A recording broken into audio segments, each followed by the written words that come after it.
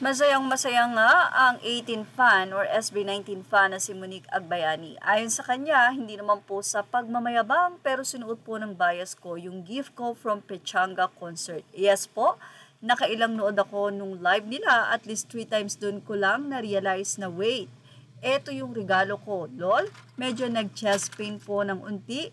Kilig pala yun, hahaha, yes po, true, na sinusuot nilang mga gifts natin. Love you, Josh Colin Santos.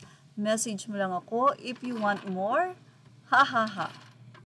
Napakasarap naman talagang regaluhan ng SB19 dahil ang inyong nga pong effort ay kanila nga pong sobrang na-appreciate, katulad ng paggamit ng mga regalong ibinibigay nyo. Hindi lang ito basta-basta ilalagay sa kanilang cabinet, nakapatong sa kwarto or something like that.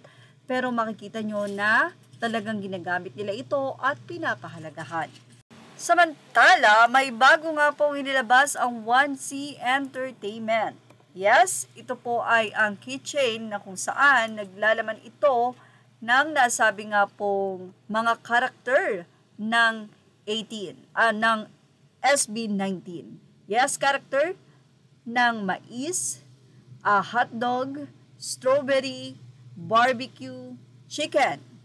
So, alam nyo na, kapag kung sino ang bias nyo, syempre, pagka bumili kayo, isa lang ang laman ng isa, kaya naman, for sure, marami pa ring mabibili ang SB19 Fan 18. Ika nga nila, okay lang naman na gumastos, basta at least, masaya sila at nasusuportahan.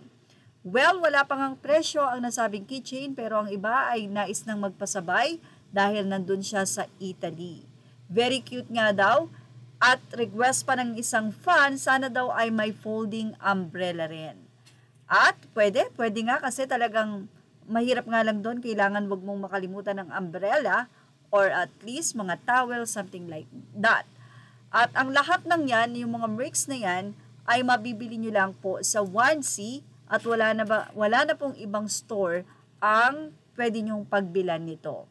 So, mukhang ito ay ibinahagi pa lang nila kasi wala pang price na nakapost kung magkano ang nasabing SB19 character keychain.